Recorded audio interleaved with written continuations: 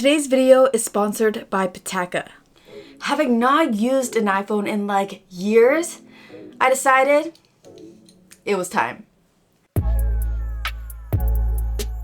I've been using the iPhone 11 Pro for about 2 weeks now in place of the Pixel 3 as my personal phone.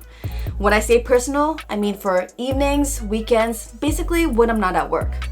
The things I look for in a good smartphone are price, battery life, and camera. When it comes to pricing, the iPhone 11 Pro cost me about 1,600 Canadian dollars. Compare that to the Pixel 3, which I paid around $900 for. I'm gonna see this right now. Although this is a better phone, it's definitely not worth $700 more than this. Let's talk about battery life. One of the things that no matter who you talk to is near the top in terms of features they value. I wasn't really expecting much out of the 11 Pro due to its smaller size. Honestly, I didn't even realize how good it was at first. Last Saturday night, after a long day out, I went to plug in my iPhone and noticed it was sitting at 55%. My Pixel 3 would have been long dead and the Note 10 Plus easily below 30%. It was definitely one of those wow moments. If battery life is important to you, safe to say, Apple killed it. And this is on the smaller 11 Pro. I can only imagine how good it is on the Max. A great way to not worry about battery life is to charge up while you're on the road.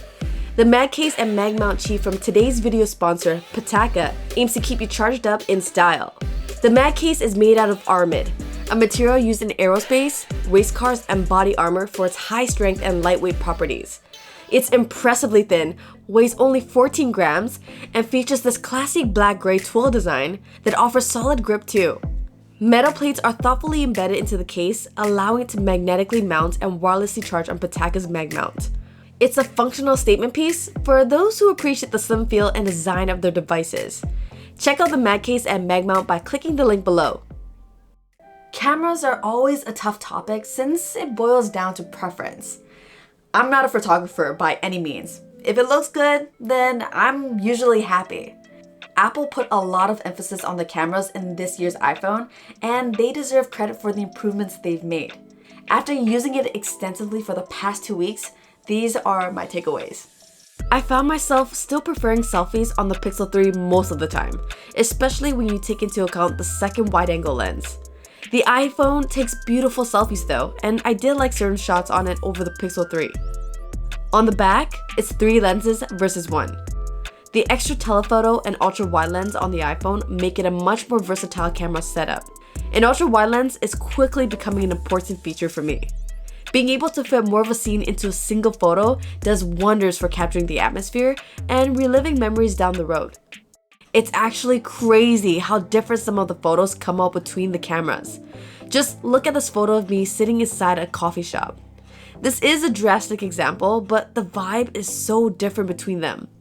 Generally though, the iPhone takes brighter pictures that lean towards a yellow or warmer temperature. It really boils down to preference with these high-end smartphones nowadays, because they all do so well in good lighting. Night mode on the iPhone is very impressive. I actually prefer that it automatically kicks in for those of us who just want to pull the phone out and snap a picture. I was seriously amazed by some of the low light photos I was taking. It's probably my favorite camera for low light right now. Kinda disappointed it doesn't work on selfies or the wide angle lens though. When it comes to shooting video, I've been super impressed with how good the 11 Pro does. Something about the footage just looks so good. Stabilization is also outstanding and makes using a gimbal almost unnecessary. The bottom line, if you shoot a lot of videos, this won't disappoint. Video on the iPhone is top notch. Speaking of top notch, although the design is a little dated at this point, I have to admit, Face ID is great, and I think I prefer it over a fingerprint scanner now. In the past, I was so adamant about having a fingerprint scanner, but after experiencing Face ID, I hope other phone manufacturers implement something as good. I got so used to it that I started using Face Unlock on the Note 10 Plus instead of the ultrasonic fingerprint scanner. Even if your phone is lying on the table, you can just lean over, look at it to gain access. My last iPhone was one with a home button. So this is actually my first time experiencing the iPhone gestures. And you know what? I like them. They're fluid and this reachability gesture is super handy. Swiping from the left to go back works in most apps. I kind of wish it was on the right side too since it requires quite a stretch. The new Android 10 gestures, which I've been using on the Pixel 3, are very similar. It made switching from one phone to the other super easy. You can't help but think that this was intentional by Google to win over some iPhone users. I mainly use apps that work across multiple platforms nowadays, since I like having access no matter what device I'm using. Things like Google Keep for notes, Bitwarden for passwords, Google Photos and Drive for cloud storage, you get the idea. Combine that with the iPad Pro being the only other Apple product I still use regularly, I'm not really tied into Apple's ecosystem. This is intentional, and I know I'm not getting the full iOS experience. It's just, I don't really want to get tied into a single ecosystem that if another company comes up with an amazing product, I can't even consider it because it won't play well together. I'm not saying that there's anything wrong with Apple's ecosystem. If anything, it's the best of the best. Things work seamlessly together, and for most people, it's a great fit, including friends and family of mine. I personally just like options when it comes to my tech. Even if you're not a fan of iOS, it's great to see Apple bringing some serious upgrades to the camera and battery. Arguably, two of the most important features that consumers look for. I'm sure every other smartphone company has noticed, and that's a good thing for all of us.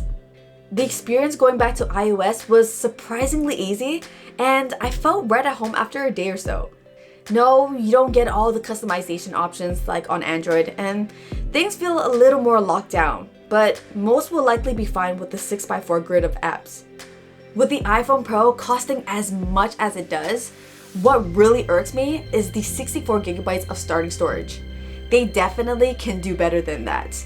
My general conclusion is that although I like the phone, I'm personally finding it very hard to justify the price tag.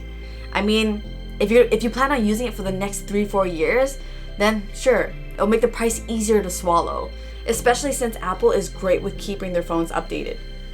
If your phone's battery already lasts a full day and you don't really care much about photography, then I'd say save your money. It's been said before, but the regular iPhone 11 is probably the better buy for most people who are in the market for a new iPhone.